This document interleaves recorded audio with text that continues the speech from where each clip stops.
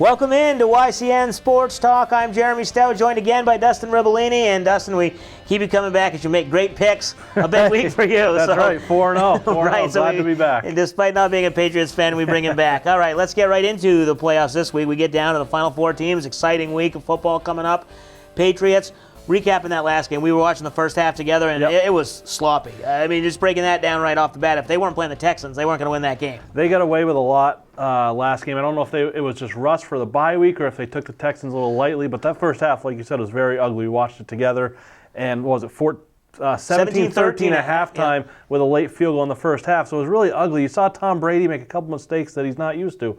A ball intercepted from Michael Floyd. Not a great throw, probably could have been caught. Not a great throw. If it wasn't for that kick return, there would have been a lot of trouble. It was the first half to forget for Patriots fans. Yeah, exactly. And we do forget that the Houston Texans defense, even without J.J. Watt, or maybe we don't forget, but we realized it on Saturday night. They're a good defense. So obviously with Brock Osweiler leading the offense or not leading the offense, they really struggled. But that defense, give them credit. So it's one of those things where you don't want to completely say the Patriots were terrible. They didn't play their best game, but it also helped that they're going up against a great defense. Yeah, the Texans defense, as we know, is one of the better defenses in the league. You'd see that they had a game plan to get some pressure up the middle on Brady. They really bull rushed the middle, didn't really let the Patriots get those outside quick passes that they normally get. Right. And it really gave Brady a lot of problems in the first half. I think you saw in the second half the Patriots adjusted to that. Yeah. They started getting back to what they do, throwing the short passes. Edelman had a big game, well over 100 yards, and you could really see it took them a little time to adjust. Once they figured out that Texans defense, it was steamroll in the second half. Yeah, and that's what the Patriots do. They get that second half adjustments, and it usually works.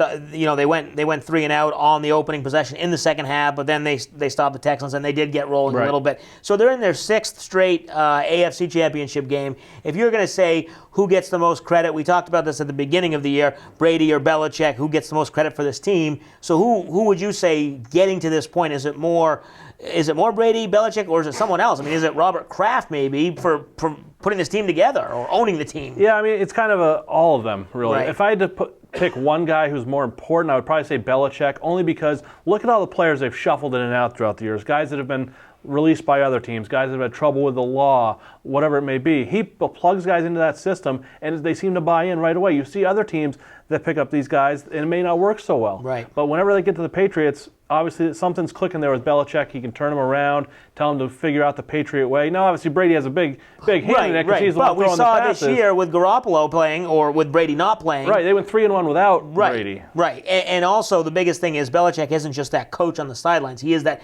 general manager, and so many teams are looking for that. You see coaches come in and they get full control and they don't know what they're doing, and so that's obviously a big thing. I'd like to say Marcus Cannon and Nate Solder. They've been there their entire careers. They were drafted when they were rookies, and they've been in the AFC Championship game every year. So maybe it's because of them. But going on to who they're going to be playing, the Pittsburgh Steelers, a team that Brady's had some success with, the Patriots have had success with.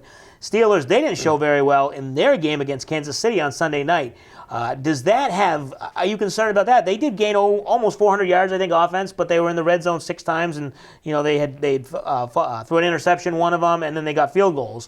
Is that a problem? Or is it they were moving the ball, so that's the main thing? Yeah, I just think it was one of those games where they moved the ball well, they just couldn't finish. You saw that one interception, they said it was a run play, and Ben saw one-on-one with Brown, he tried to make the throw. Unfortunate tip. If the Steelers get in the red zone 6 times this weekend, it's going to be a long night for the Patriots. Right. I think the Steelers are just fine. If they can move the ball up and down the field, their defense is playing a little bit better, but that offense is going to finish more times than not. All right, and speaking of that offense, we go to the offensive side of the ball for the Steelers with Roethlisberger, Bell, and Antonio Brown, as you mentioned. Do they have probably 3 of the best 4 players on the field? You got Brady, obviously, up there, but then other than that, it's a pretty big drop-off as opposed to the Steelers. Their top 3 are right up there. Oh, their top 3 are probably the 3 of the 4 best on the field, yes. When it comes to explosive plays, when it comes to more importance, I would say Julian Edelman's up there too. Because without him, with no Gronkowski, Martellus Bennett didn't show much last week. The Patriots' passing offense was really Edelman and nobody else. So Edelman is probably the most important player on the field because he needs to be that safety blanket for Brady. But yes, the Steelers do have a lot of talent on the field. It's going to be interesting to see how does Belichick approach. We know he takes away their best option. Well, which one of Bell or Brown is their best option? Who's the best option? Right. Yeah, and then it will be interesting which defense can make a stop because both these offenses, even though the Patriots offense was a little stagnant last week, they can get going too. So whoever makes a stop may have the upper hand. So we'll get our predictions later in the show, and I'll see if Dustin can keep it going here. We'll get AFC and NFC Championship picks later. We're going to take a break, and when we come back, we'll talk about our prescription playbook sponsored by Valley Regional Hospital. You're watching YCN Sports Talk.